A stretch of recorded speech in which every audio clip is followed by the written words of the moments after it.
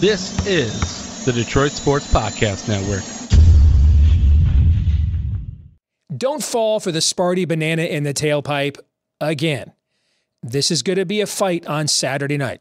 Next, on this week's edition of Michigan Podcast. But there's going to be one team that's going to play solely as a team.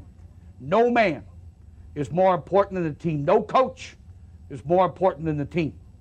The team, the team, the team.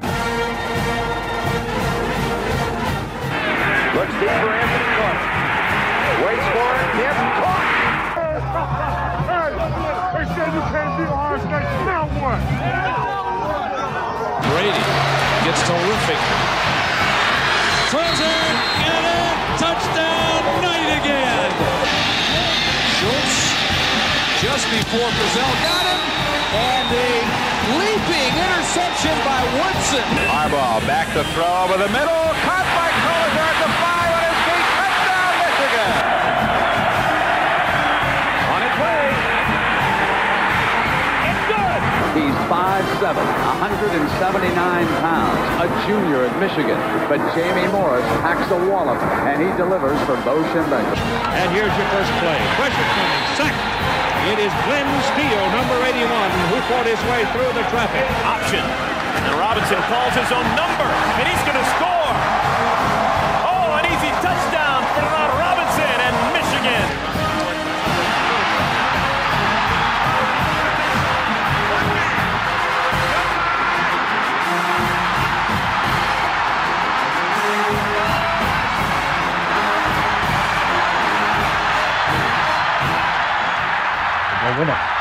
We're going to win the championship again because we're going to play as a team.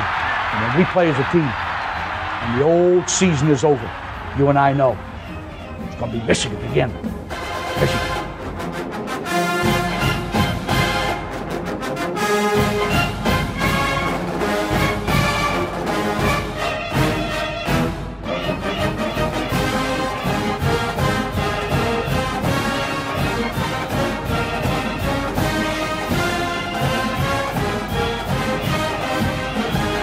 Go Blue, I'm Steve Deace. Welcome to this week's episode of Michigan Podcast. And yes, it is Sparty Hate Week.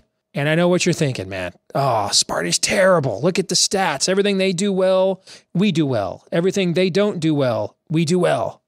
Michigan's a 23-point favorite. It's a night game. Michigan plays great in these night games. I know what you're thinking. Have we not been here before? How do I loathe thee?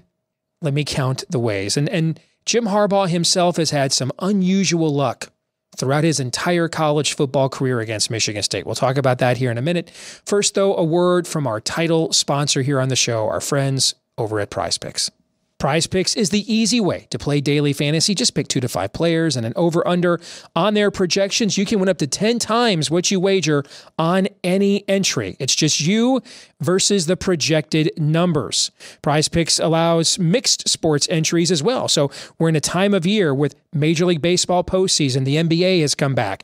The NFL, college football, you can mix and match those wagers as well. This week, for my props, I'm taking Garrett Schrader, quarterback for Syracuse, under 220 yards passing against Notre Dame on Saturday. And I'm taking Hunter Deckers, quarterback of Iowa State, over 265.5 yards passing against a struggling Oklahoma defense. But be leery of taking my Prize Picks. I'm just 7-7 on these so far this season. On the other hand, I might be due for a rebound. We shall see.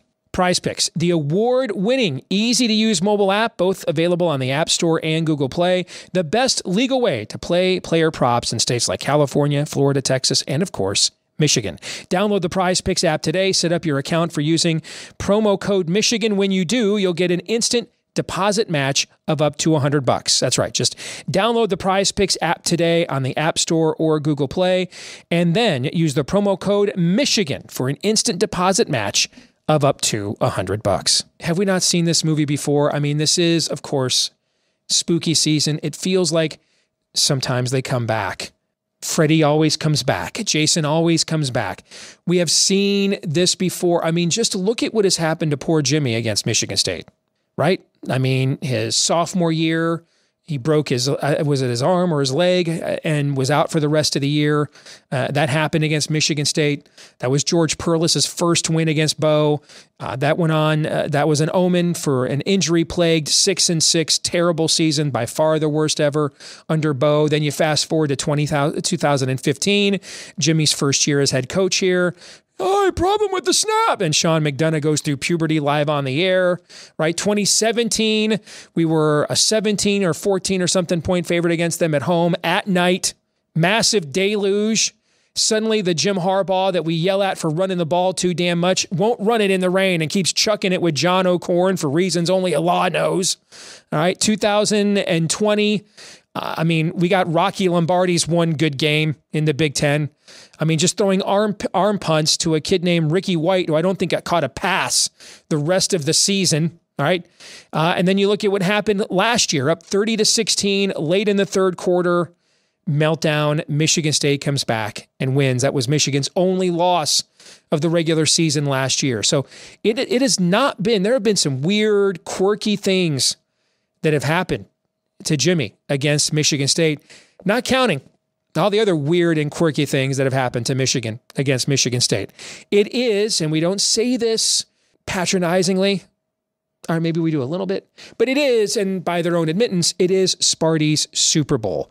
Whatever is Michigan State's best shot, Michigan will receive it on Saturday night. But I'm not sure it'll matter unless Michigan is something like -3 in turnovers, which we've seen that happen before against this team. And that is because I think Michigan is a national championship good team. Michigan and Georgia are the only two teams in the country right now to rank in the top 10 over at SP Plus and nationally in offensive, defensive, and special teams efficiency. The only two teams in the country. Michigan is a team without an obvious weakness. There's not a natural place for you to attack or exploit. You could have done it last year. Well, the quarterback's really not much of a thrower. Can't do that now. Can't just double team Aiden Hutchinson and David Ojabo off the edge. We got like 5 or 6 guys from every spot in the defensive front that can get after the quarterback now. That doesn't mean there's perfect depth everywhere, but barring injuries at a couple of spots, Michigan right now is a team without a weakness to attack and maybe has the best line play on both sides of the line of scrimmage combined in all of the country. So Michigan is going to have to beat itself. Now, we have watched Michigan beat itself against Michigan State before, but I do think that won't happen here, given how focused Michigan has been on this game all offseason. But I do think it'll be a fight. I think those guys over in East Lansing, they'll have a lot of confidence. They're on scholarship too. I think they will give Michigan the fist fight in the trenches that Penn State seemed unwilling to. Not saying they'll win it, but I do think they might land maybe like a punch or two, unlike Penn State. And I could see this being kind of a 34-17, 38-21 kind of a game where Michigan's never in danger of losing, but never runs away and hides either. Or maybe it's 38-10. And Michigan State gets a late touchdown against the backups with the back door open for the cover. I expect it to be that kind of a game. Very businesslike for Michigan, maybe an emotional first quarter, and then as the game wears on, the superior team on the field eventually takes hold and takes back the Paul Bunyan Trophy. And then it's on to the drive to Columbus. Speaking of which, let's find out what the one and only reasonable Bucknut we know thinks about that and other things next.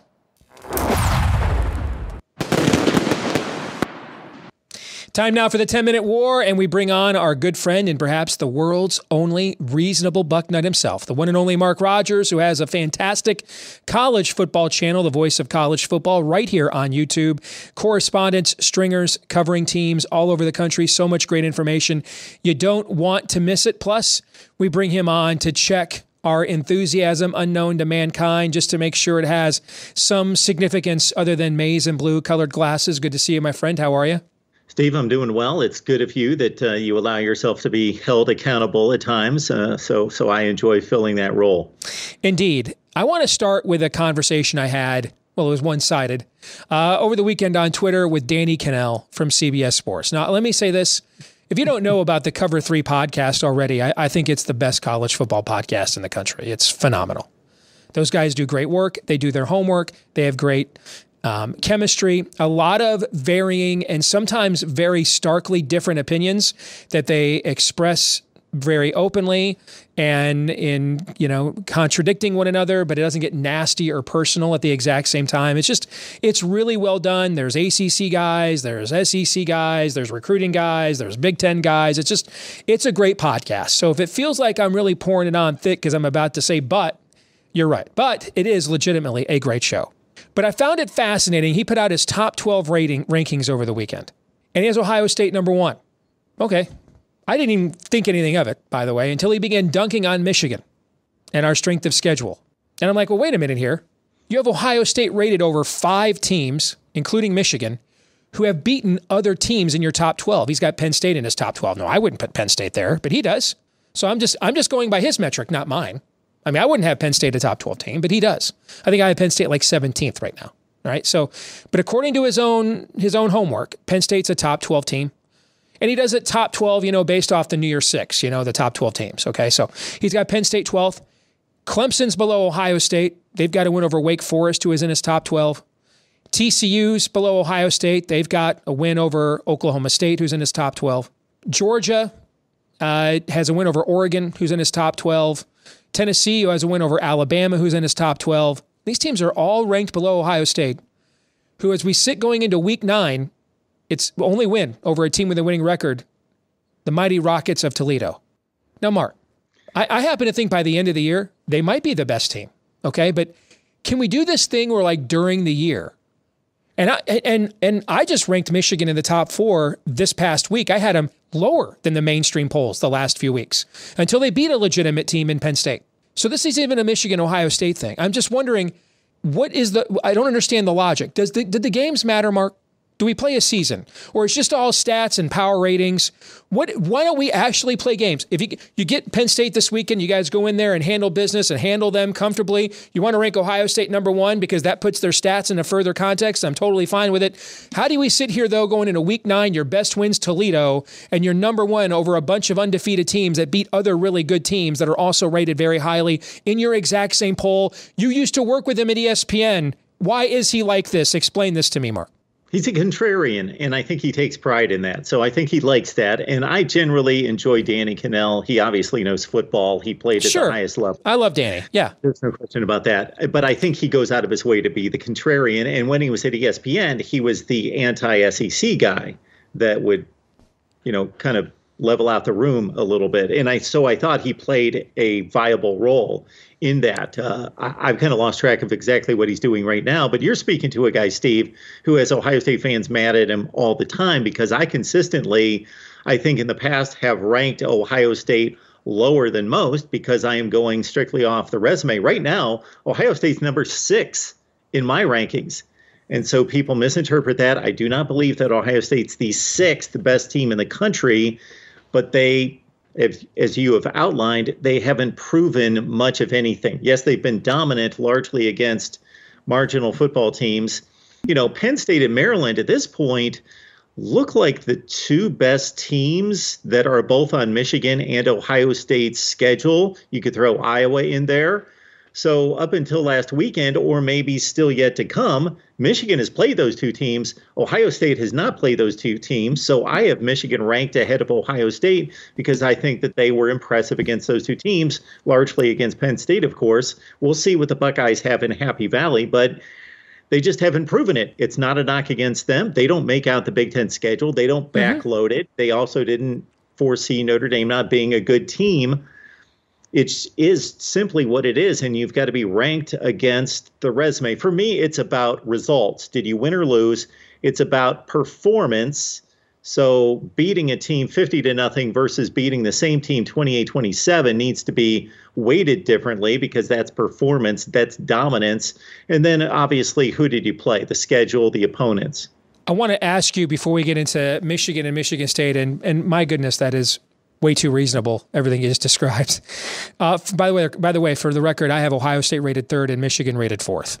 I just don't understand how heading into week 9, a team's best resume win is Toledo, and they're number 1. I mean, the games that we actually play should count for something, not what you thought in the preseason, not what a Vegas power rating is. Hell, the Vegas power rating had, Michigan favored by 11 over Penn State. We beat them by, 24. I mean, that's not what we're doing here. And I mean, the games should matter. That's all I'm saying. Steve, if I may, can I use just one example of a zillion that we could go through this season? Mm-hmm. After 3 weeks, I did not rank Oklahoma State after 3 weeks because it's a resume ranking. Neither did I. Yeah. They defeated Arizona State, giving up 44 points to Central Michigan, and beat an FCS team. Right. Now, we all know that if this was a typical Oklahoma State team that, say, was unranked preseason, or let's say they were number 22 preseason, they would not be ranked number 7, according to the coaches in the AP. So people were calling me crazy because I was not aligning with the AP poll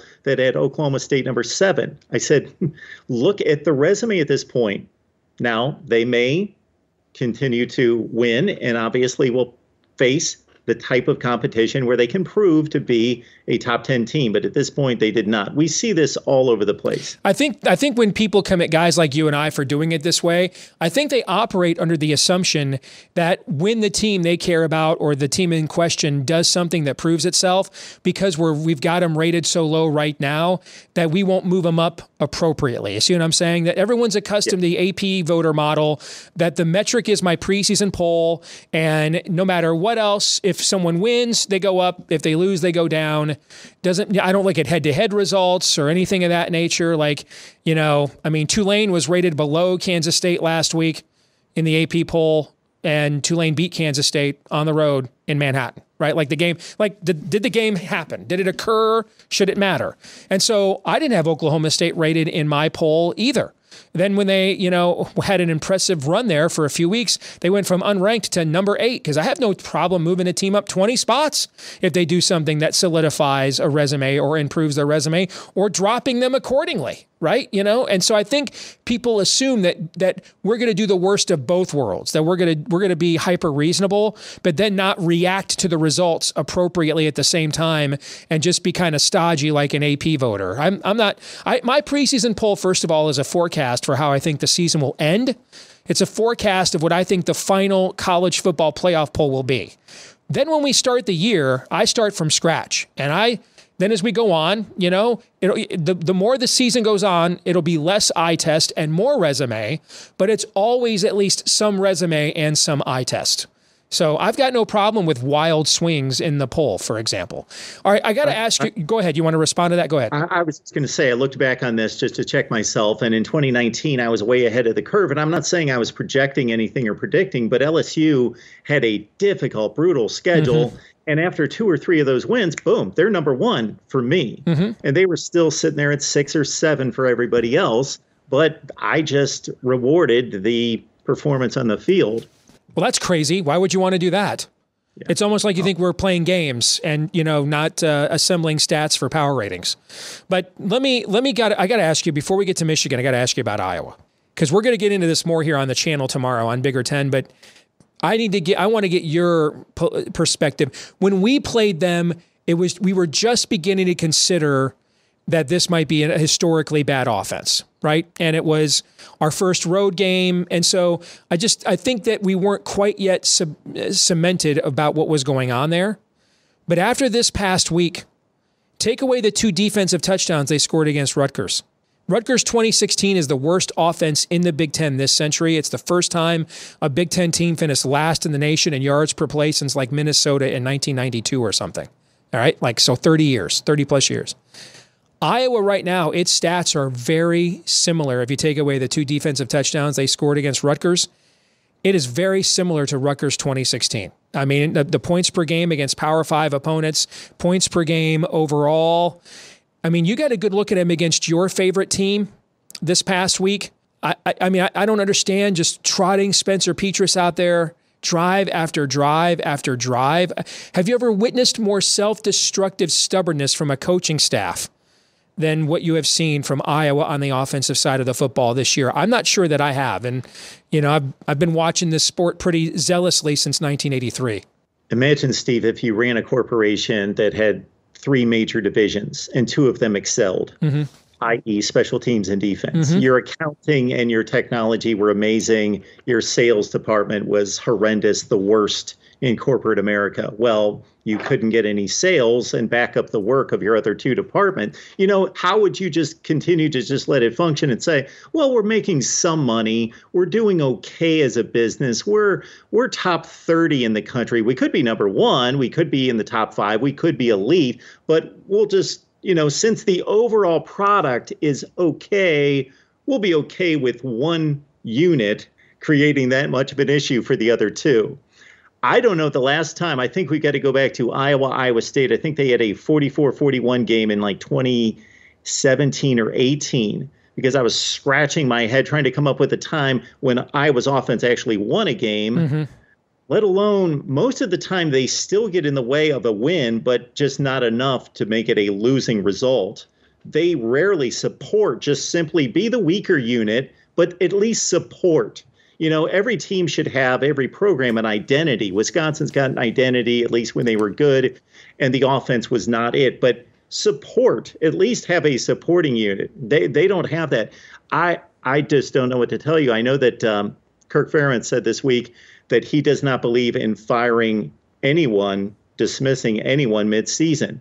We've seen Rutgers do it with an offensive coordinator, Indiana do it with an offensive line coach, and I consider those programs to be much less than Iowa. So, and Indiana, shoot, they've got a prolific offense compared to Iowa's. It's just outrageous what's going on there.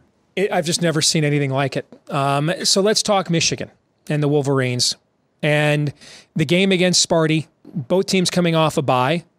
Michigan State maybe found at least a little life with the double overtime win it had against Wisconsin. They're getting some injured players back. When you look at the stat profile, I mean, this looks like a real terrible mismatch for Michigan State. I mean, everything they don't do well is what Michigan does well. Everything they do well is what Michigan also does well. All right. Michigan gets them at home. It's, of course, a double revenge spot against Mel Tucker. Am I wrong, though? Because the theme of this episode is don't fall for the green and white banana in the tailpipe. I feel like I've seen this movie before. I mean, I suspect it's going to be something like 34-17, 31-13. Michigan never really was in danger of losing, but this idea that I think Michigan State will do what Penn State did not. Penn State rarely played single high safety against Michigan. I don't know why. That's why Michigan said, okay, we'll just keep running the football then. I guess you'll keep letting us do it. And maybe if they did, put 8 in the box, they couldn't have stopped it anyway. I don't know. I think Michigan State's putting 27 in the box. Cheerleaders, water boys, team trainers, traveling party, school administrators. I think they will all be in the box. I think Mel Tucker will say my secondary is one of the worst in college football history 2 years in a row. I'm just going to let J.J. McCarthy prove to me he can create a Heisman-like resume. I cannot allow these running backs to just come downhill and gash me like this all game long. So, we'll play. You've heard of zero zone, man zero. How about man none? Like when we even cover receivers, we're just going to put guys in the backfield to stop the run. I'm slightly exaggerating here, obviously, but that is what I think is going to happen. What say you? Well, it seems to make sense because the most difficult thing to do in football is not just hand the ball to somebody. It's obviously to make a connection downfield between quarterback and wide receiver. And though J.J. McCarthy has been a capable manager of this offense, that's pretty much what he's been. And that's not any knock on him. He's been extremely efficient. He's actually filled that role more capably maybe than I thought. I thought, okay, Cade McNamara is here. J.J. McCarthy gives them so much more, but there's going to be a few mistakes. There really haven't been many mistakes. Everybody's going to throw a pick from time to time, and I think he's still sitting on one.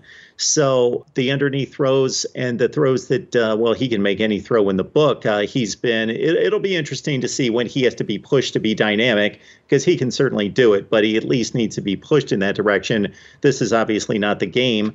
Yeah, I think that's the way to go for Michigan State. There is no viable path for them that I can find because Michigan's just hitting on all cylinders. Michigan State showed us a little hope against Wisconsin, and I didn't see a whole lot of that game. I just reviewed the extended highlights, but they did hold Braylon Allen to just over 4 yards per carry. during that game. So maybe that gives us an indication that they're improving on that side of the ball, and that's what they're going to attempt to do against Michigan. And then going back to the Washington game, this Michigan State team is actually at its best, and this is not a good way to be, but at its best when Peyton Thorne is improvising and running around like a fool because the pass rush is just let loose by the offensive line, and he's finding Jaden Reed and Keon Coleman, and they can turn it into that kind of game, at least when they've got the ball. Maybe they've got some kind of puncher's chance. Mel Tucker, 11-16 all-time as a head coach without Kenneth Walker in the backfield. Your thought? Well, he only had the 1 year at Colorado, and it is a difficult place to win. He obviously did not have time to bring his players there. I have always thought Michigan State was a difficult program to win because of the division, because of the immediate rivals, and the expectations there to be good, especially considering what D'Antonio accomplished the first half of his tenure. Mm-hmm. Yeah, he did a tremendous job with the patchwork, and I do think the Kenneth Walker attachment to the win record is slightly overplayed. It's a major factor. He was tremendous. He was amazing. Yes, he meant so much to that offense, and he was the number one reason why they got to where they got last year. But you still have to have a team. It's still football.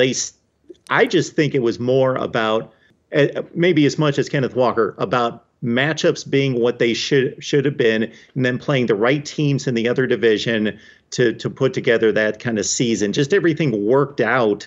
They didn't get a Kenny Pickett in the bowl game. Of course, they didn't have Kenneth Walker. I just think everything worked for them, and probably, what was more than what Mel Tucker would bring on a yearly basis. But let's hold off on Mel Tucker just in regards to what he can do as a program builder, because he's working on building a program for the first time in his life. Good stuff, my friend. We'll do it again next week. All right. Thank you. Thanks, Steve. Appreciate it.